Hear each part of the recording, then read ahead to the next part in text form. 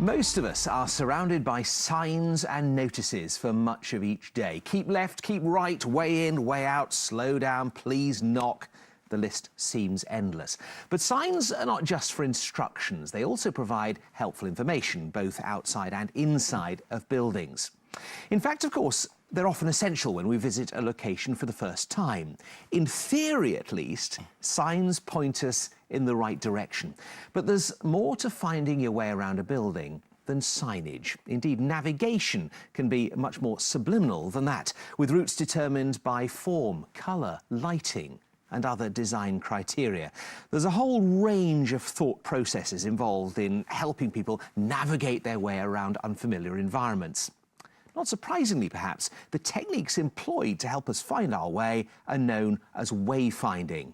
And here to help us find our way around the subject is Mike Pridding, who's a director and a co-founder of Wayfinder UK Limited, a wayfinding consultancy based in Bury in North Manchester. Welcome to you, Mike. And obviously the signs around here were good as you found your way into the studio. I don't know, perhaps you're going to give us a few thoughts for improvement a little later on.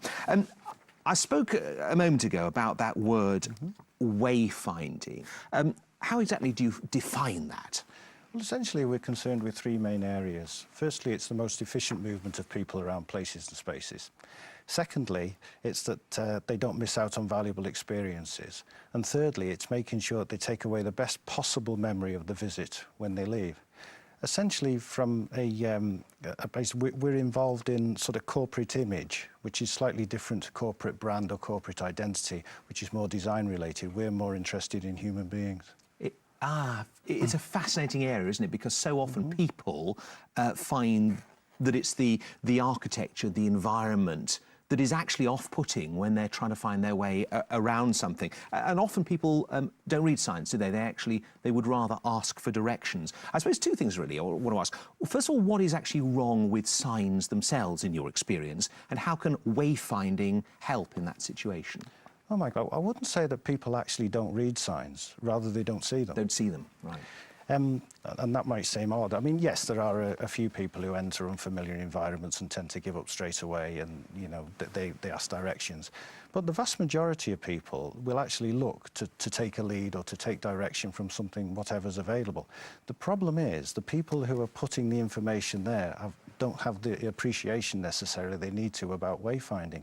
Often they're very familiar with the environment and they're actually signing from their ideas or their perspective. What they're not aware of is that human beings are driven, when they're navigating, by a number of inbuilt mechanisms and processes. And what happens is, unless you put responses there that they're going to actually appreciate and recognise, then you're going to have difficulties. So what we do as wayfinders is we actually know and understand these human processes, and we actually put in place systems which actually work in line with them and respond to them rather than against. So in fact, otherwise, you get vital information that's actually missed by people, perhaps Absolutely. even though it's there. Absolutely. Yes. And that's because the environment's wrong. Not necessarily because the environment's wrong. It can be just a simple mistake. People don't understand how important it is necessary to keep consistency within an overall strategy as well. Quite often, you know, from a design perspective, it might be nice to change the background colour of a sign or something like that as you're approaching or further down the sign trail, but people don't realise that has an impact on what you're actually looking for. There are a lot of processes which are subliminal that you're involved in that you'll actually disregard information if it doesn't actually come to you in the format at which you're expecting it. And that can confuse rather than help. Absolutely, yeah. How much information is enough information? But it's not about how much it is enough, it's how it's presented. I mean, we all know that, that there's a finite amount of information that people can take in and that they can process. So what we have to do as wayfinders is we have to make sure that that information is broken down and delivered to people as and when they need it and not given all at once, which is quite often one of the main problems that people face when they're navigating. I mean, and this is one of the fundamentals of wayfinding, is how do you actually develop these hierarchies? I mean, if I give you an example, if we left the studio now and we went, say, to Glasgow, you went outside, you wouldn't find straight away a sign for Glasgow. you'd find a sign for the motorway, and then when you approach the motorway, you'd see a sign for the north, and so on. And just on the approach to Glasgow, maybe you start picking up signs for Glasgow. It's how information is needed. If we went outside here and every town in Britain was on a sign, then just imagine how difficult that would be to read. But where do you see that where it's wrong? Where a situation that perhaps you come across where you look at it and go, that is too much too early? I mean, I've got one in mind. When you go into car parks and they give you all the information about the terms and conditions and so on as you enter, you never read it. But maybe, I don't know if that's sort of that's right. I mean, take, for example, a hospital. Right.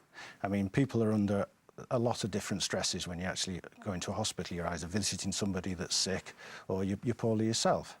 You know, you're there on a busy junction, there's 5 cars behind you, you know, the lights are just about to change, and you're met with a sign 3 metres in height with 15 different department names, all using clinical terms. All you want to do is find out, where do I park?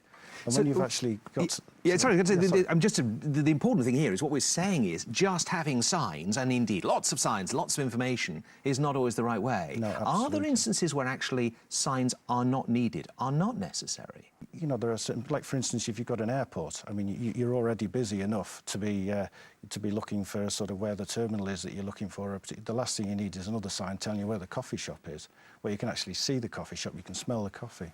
Is there such a thing as sign pollution?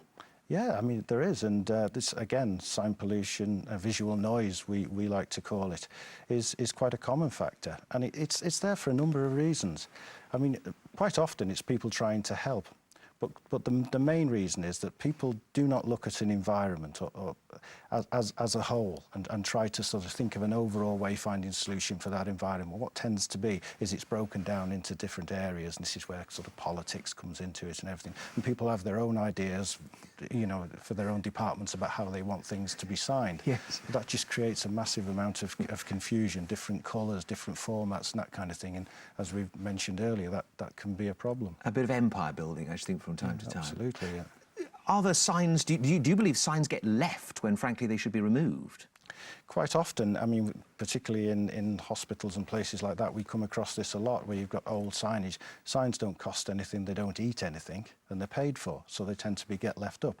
So when somebody comes in to develop a new sign strategy, what will happen is the new signs go up and the old signs are left, and that in itself creates confusion. We're talking about signs in terms of the visual side of seeing a sign. Can sound play a part in guiding people, in wayfaring? Yeah, I mean, at the end of the day, all forms of stimulation play a part. I mean, as I mentioned earlier, that we use a number of sort of conditionings and human-built mechanisms to navigate, you know, and quite of those are sort of from years gone by when we were hunter-gatherers and depended on our senses for survival. And a lot of those mechanisms are still in place today. It's just knowing when to use certain stimuli like sound or smell or whatever, when it actually enhances the wayfinding strategy.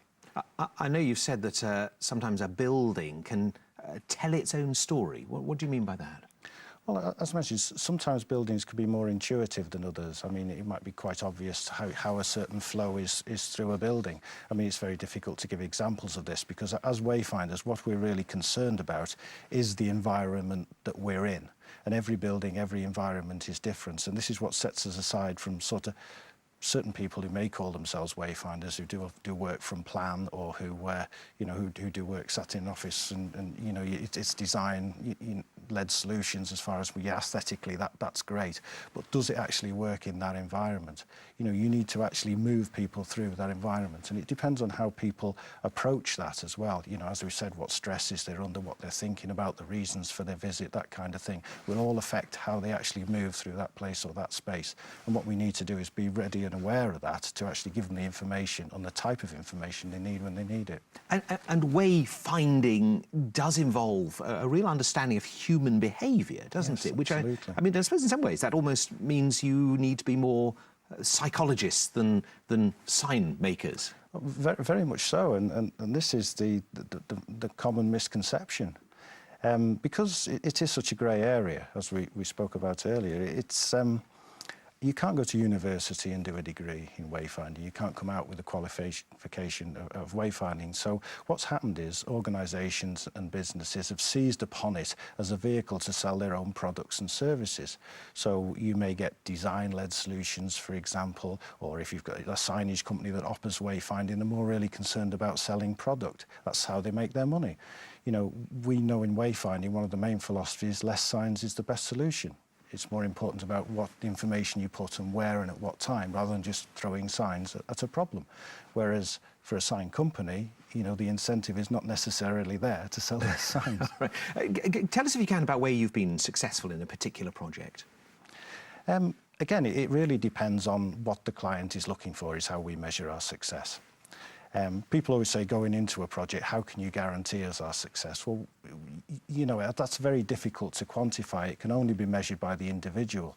I mean, it can be measured in terms of, you know, the number of missed appointments can be reduced, the number of downtime can be reduced, the number of complaint letters about wayfinding can be reduced. People's perception of an environment can be improved. But have you got a project where you've managed to really achieve something that has reduced those complaints or made people just move around better?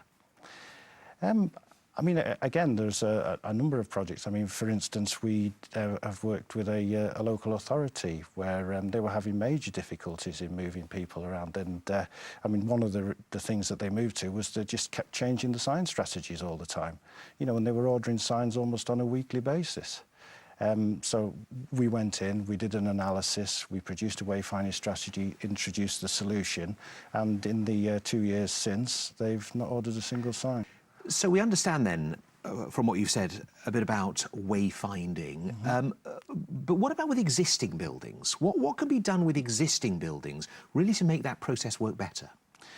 Again, the way we approach an existing building is the same as a new build or anything. I mean, it really depends on the analysis, and this is an important part of wayfinding. It's not about putting up signs. We need to thoroughly understand why a building is used, what the needs of all the key stakeholders are. You know, it may be commercial requirements. They may need people routed through to certain sort of retail areas. It may be that they need VIP routes within a certain area. They want to, you know, promote a certain image within their organisation, that they don't want people to necessarily see all the back of house thing. Now, presumably, it's easier with a new building. So at what stage should a company like yours be brought into the design process? Yeah, well, I mean, it's easy. I mean, certain buildings are better designed for purpose these days, rather than trying to wayfind around a Victorian hospital. But better if you can get in sometime in the design process. Yes. In which case, at what stage? When should people talk to you? I mean, well, I'm careful about who I'm speaking to here, but earlier the better, really. Is always, and that depends on the size and the scale of the project as well. Certainly on larger projects where we can advise on the best location for approach, for entrances, positions of car parks, that kind of thing. But more so, it's really about how we're there to advise on how people will perceive certain layouts and how they will react to them. Right, so let's talk for a moment again about the hospital projects you've been involved in. And what are some of the problems that they have faced, and what are the criteria? What were you able to do? Right. Well, the criteria when we go into sort of hospital projects are quite often the same. It's that appointments are being missed, that they're getting complaints about poor wayfinding. It's that you know, hospital staff are being sort of, you know, stressed out because they're constantly being asked for directions and they're not being allowed to go around their business and that sort of thing.